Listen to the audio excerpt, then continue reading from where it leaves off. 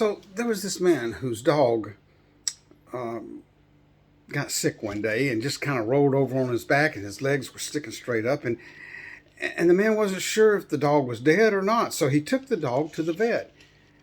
Of course, he wasn't dead, but he didn't know what was going on, and he told the vet the problem. And the vet said, "Well, there's a sure way for to see if the dog is indeed dead." He left the room and returned with a cat. And he rubbed the cat in the dog's face, and after a while came to the conclusion that the dog actually was indeed dead. The man was upset, and he asked the doctor how much he owed him. The doctor said $550, and the man was stunned. He asked the doctor to explain. The doctor said, "Well, there's $50 for the visit and $500 for the CAT scan." How do you tell if somebody's really alive, though?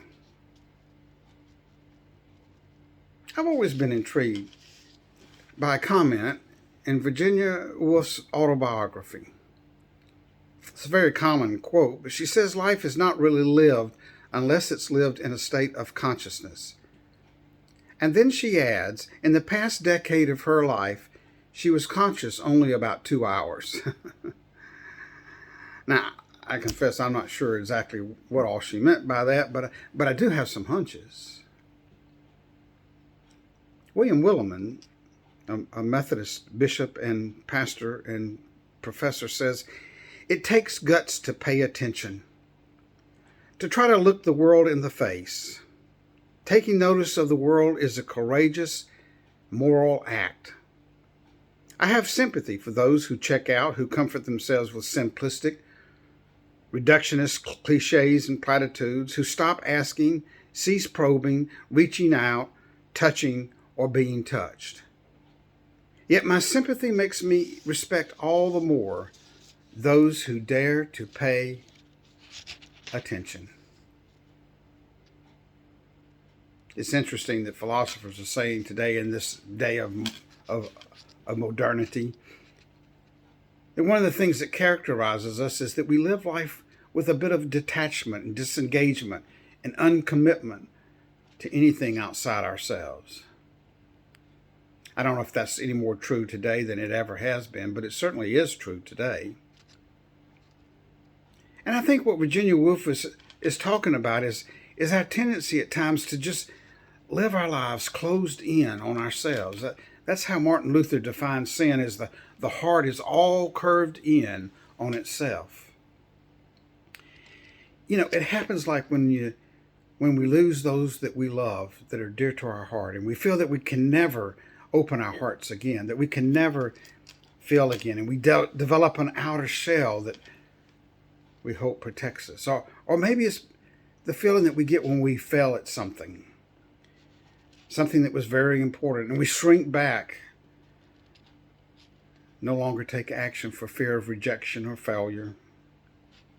Or when our lives get cluttered with so many things that we walk around with our eyes buried in our stuff, and we lose our perspective. I believe she is saying that we live our lives in such a way that we actually miss the wonder of life, the miracle of grace, the joy of creation, the beauty of the world, and the warmth of love, and the fire of the Spirit.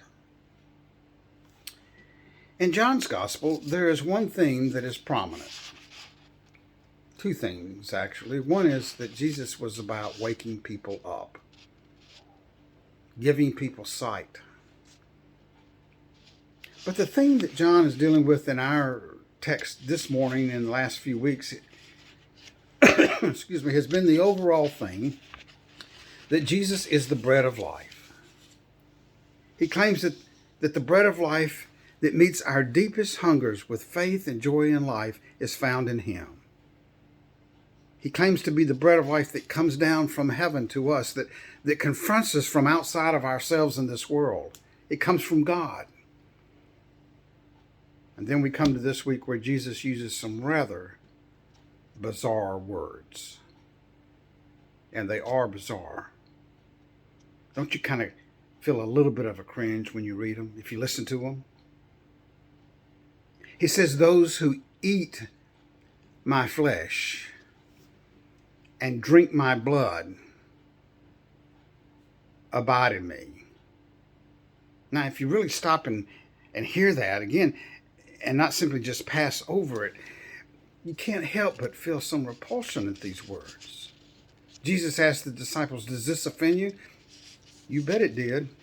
That's why they left. That's why the crowds left.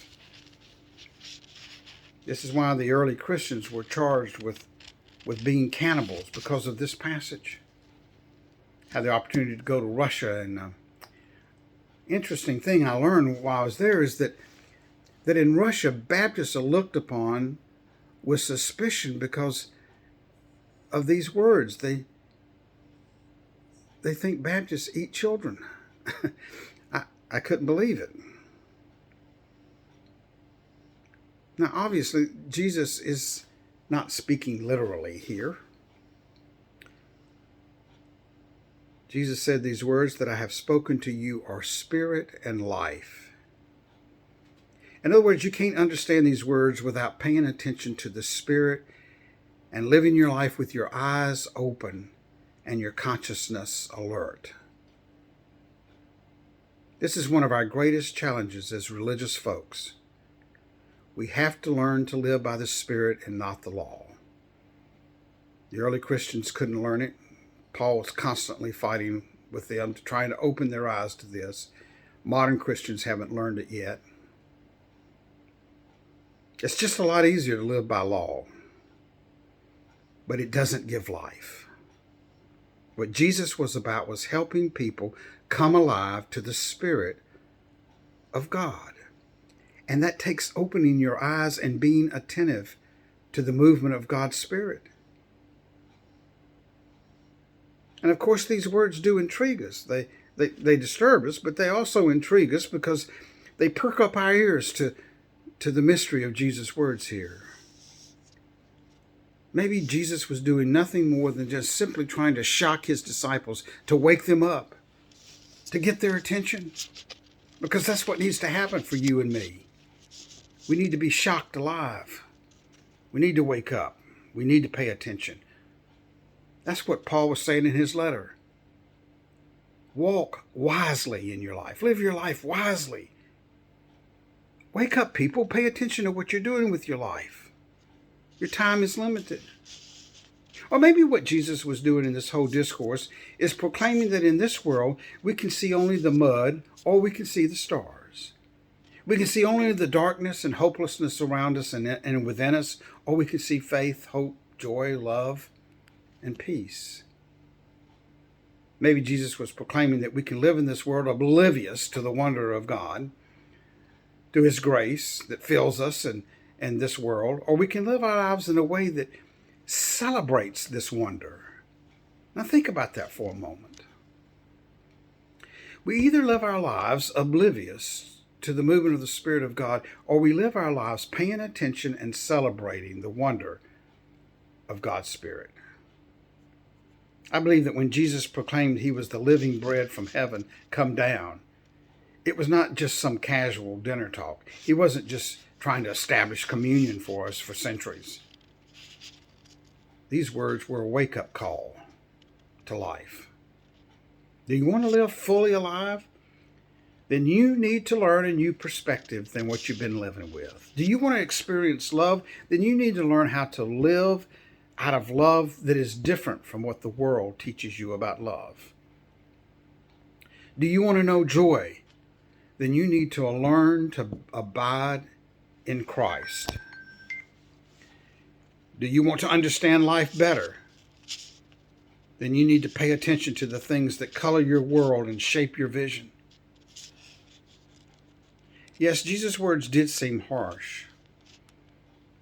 Unless you eat my flesh and drink my blood, you cannot abide in me. These are radical words, and they ought to shock us to life. They ought to set our minds to thinking. This is no casual affair here. This is a call to see where we are abiding in life. Where are we spending our life and time and focus and energy? So I invite you to think of being here in this place this morning. What are we What are we about? Why is this important? I would suggest that it is important because what we are about is paying attention. We are a community that is learning how to see, to listen, to walk, and to live more fully alive by paying attention to God. This is what I think is the mission of the church. If you were to ask me, why is church important? I think I would come back to this point. That church is about being a kind of people who pay attention. Barbara Taylor Brown says that if we really understood what was going on when we came to worship, we'd all wear crash helmets. I love that. But that's really paying attention. We are the kind of people who are expanding in how we see and how we experience God's presence. That's why we're here. When I think of Jesus' word, which always reminds us of the supper that he gave us, I think that somehow Jesus was saying to us that knowing God is not a spectator sport. It's about learning to experience, to hear, to sense God's Spirit and presence in our life together.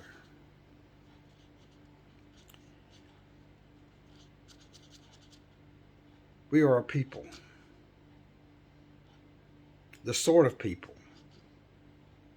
for whom almost every common bush is afire with the presence of God, while other people walk by the bush and pick blackberries. If church is functioning, we see the world afire with the presence of God. Or we walk by oblivious to what's going on around us and in us, and we lose the core of life. We are a community of people who come together to pay attention to the bread that truly gives life, and to proclaim that bread of life, to be a people who dare to risk to witness to the true God who lives and rules and loves. We gather as a people who seek to live fully conscious for more than an hour or two here and there. You ask me why I think it's important to come to church? Well, these words of Jesus come to my mind. It makes all the difference in my life to be a part of a community that comes together for the purpose of trying to pay attention to God's grace and presence. That's what we're about. That's why worship is at the heart of all we do. Worship is about paying attention to where we abide. As Jesus says, those who eat my flesh and drink my blood abide in me, and I in them. That's who we are, and that's what we're about. We are people who come to this place to worship, to pay attention.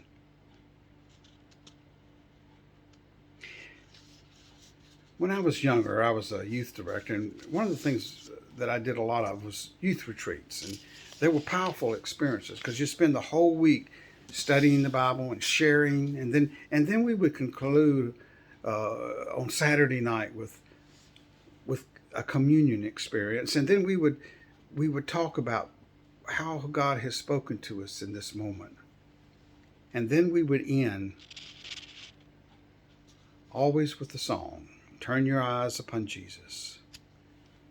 Look full at his wonderful face, and the things of earth will grow strangely dim in the light of his glory and grace." And I thought about that. Those teenagers, like all teenagers, found it difficult to pay attention to that. They're jerked around in so many ways. It's hard to pay attention to that. That's why we sing the song, "Turn your eyes upon Jesus. Look full at his wonderful face." I think that's what it means to come alive. And have your world break open with new perspectives and new horizons, new hope, new life by the Spirit of God and the bread of life. So when Jesus asked, do these words, eat my body and abide in me, do these words offend you? Well, I believe that Jesus meant to shock us, to wake us up to consciousness, to come alive to the wonder of God's love and presence in your life and in your world and in the world around us. Or as Paul says, to live your life wisely. Wake up. Amen.